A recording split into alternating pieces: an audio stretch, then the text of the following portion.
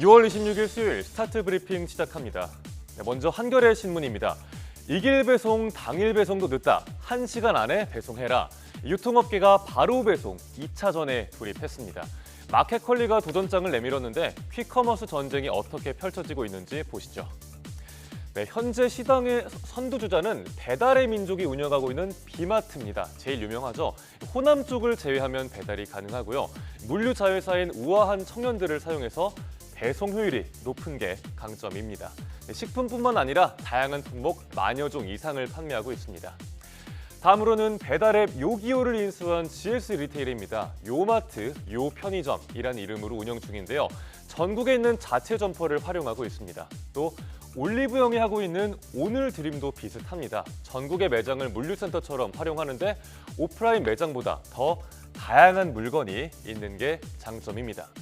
그리고 원래도 새벽 배송으로 유명한 컬리, 컬리 나우라는 이름으로 도전장을 내밀었는데요. 우선 서울 서부권을 중심으로 운영을 할 예정입니다. 점차 서비스 범위와 상품 수는 늘려갈 거라고 합니다. 이렇게 매년 몸집이 커지고 있는 퀵커머스 시장 규모, 내년엔 5조 원대로 전망이 됩니다. 하지만 앞서 이마트와 롯데마트가 쓴잔을 마시고 시장에서 철수를 하기도 했죠.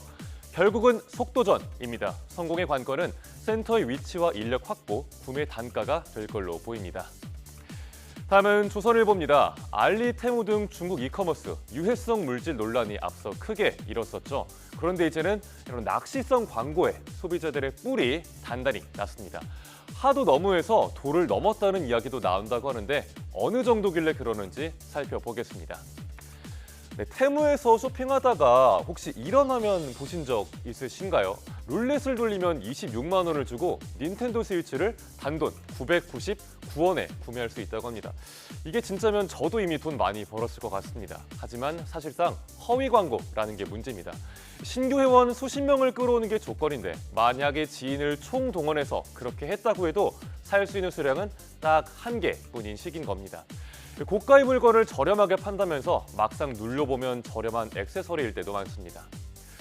알리도 만만치가 않습니다. VIP 멤버십을 활용한 건데요. 30일 동안 무료로 쓸 수 있다는 버튼을 누르니까 갑자기 1년치 회비가 바로 즉각 결제된 겁니다. 이게 논란이 되자 멤버십 개편 중입니다 라면서 중단했습니다. 또 쿠팡에 있는 이미지를 무단으로 도용했다가 적발이 되니까 싹 지워버렸습니다. 이커머스 업계에선 의뢰 있는 일이다 이렇게 설명했고요.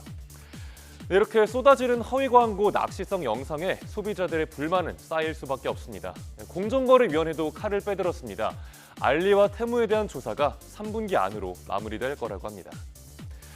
이번엔 중앙일보 보겠습니다. 이제 1인 가구 1,000만 시대죠. 그렇다고 1,000만 명이 다 혼자 사는 건 아닙니다. 코어 리빙 하우스가 2030 1인 가구에서 주목을 받고 있습니다. 월 160만 원을 내도 원룸보다 이득이라고 느낀다는데 나 혼자 산다 대신 나 혼자 잔다를 택한 이들 어떤 이유가 있는지 보겠습니다. 네, 코리빙은 말 그대로 함께 산다는 의미죠. 침실 등의 개인 공간은 따로 쓰고 거실이나 주방은 공용으로 쓰는 기업형 임대주택입니다. 하숙집을 생각하면 개념이 쉽습니다. 입주민들끼리 자연스럽게 친밀감을 쌓을 수가 있겠죠. 여기에 대기업이 뛰어들면서 코리빙 하우스 시장이 커지고 있습니다. 깔끔한 시설은 기본이고 스크린 골프의 클라이밍 시설, 와인 셀러까지 제공하는 곳도 있다고 합니다. 주거비는 월 160에서 많게는 300~400만 원 선입니다. 절대 적은 돈은 아니죠. 하지만 쓰는 면적을 평당가로 환산해 보면 원룸이나 오피스텔에 사는 것보다 외려 낫다는 반응도 나오고 있습니다. 노인층에서도 비슷한 현상이 나타나고 있습니다. 경제적 여유가 있는 노인 1인 가구 사이에선 실버타운이 인기입니다. 네, 외로울 틈이 없는 코리빙 하우스와 실버타운, 다만 들어가고 싶어도 높은 주거 비용이 문제겠죠. 정부도 관심을 보이고 있는 사업인데 신문은 더 많은 기업이 참여할 수 있도록 하는 게 중요하다고 분석하고 있습니다. 이어서 동아일보 보겠습니다. 퇴근하고 마시는 시원한 맥주 한 잔, 삶의 낙인 분들 많죠. 저도 그런 편입니다. 특히 요즘같이 더울 땐 더 생각이 나고요. 한두 캔 정도는 괜찮겠지 생각할 수 있는데 안전한 음주는 없다라는 연구 결과가 연이어 나오고 있다고 합니다.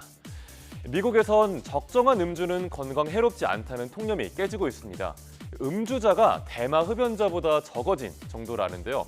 미국에서 권장해온 음주량은 맥주 340ml 기준 남성은 2잔, 여성은 1잔 이하입니다. 하지만 가벼운 음주도 위험하다는 연구 결과가 계속 나왔죠. 그러자 미국 정부는 권장량을 더 줄이려고 하는 중입니다. 주류업계는 이에 당연히 반발하고 있습니다. 수백만 달러를 쏟아붓는 로비를 벌이면서 여론전을 펼치고 있습니다. 그렇지만 음주 자체를 거의 하지 않는다는 인식이 옆나라 일본에서도 퍼지고 있다고 합니다. 술을 마시는 걸 말릴 수는 없지만 건강을 해치면 안 되겠죠. 금주가 최선이지만 최대한 절주하시길 모두 바라겠습니다. 마지막으로 한국일보입니다. 열릴 때마다 논쟁의 중심에 서는 퀴어 축제를 다룬 기사입니다. 열리는 곳이 점차 많아지는 만큼 갈등도 깊어지고 있다는 내용입니다. 2000년 서울에서 처음 열린 퀴어 문화축제, 전국적으로 확산하는 분위기입니다. 지자체와 종교 시민단체, 주최 측은 행사 때마다 충돌을 겪죠. 지금 보시는 사진처럼 이렇게 삭발식을 하는 모습도 익숙한 풍경이 됐습니다. 지난해 대구의 사례 기억하실 겁니다. 집회를 허용한 경찰과 대구시의 공무원이 몸싸움을 벌이는 소유의 사태도 있었습니다. 법원은 축제 조직위의 손을 들어줬는데요. 하지만 홍준표 시장은 독단적인 판결이라며 항소했습니다. 올해에도 축제 개최를 놓고 첨예한 갈등이 빚어질 걸로 보입니다. 또 올해 처음으로 퀴어 축제를 여는 대전으로 가볼까요? 이장우 시장 공개적으로 반대 입장 밝혔습니다. 일부 시민단체는 행사 당일에 맞불 성격의 집회를 열 예정입니다.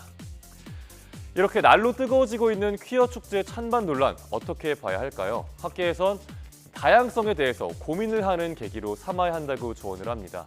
또 찬반의 주체와 지자체가 허심탄회하게 대화를 할 수 있는 장이 필요하다는 의견도 신문은 전하고 있습니다. 6월 26일 아침 신문 살펴봤습니다. 지금까지 스타트 브리핑이었습니다.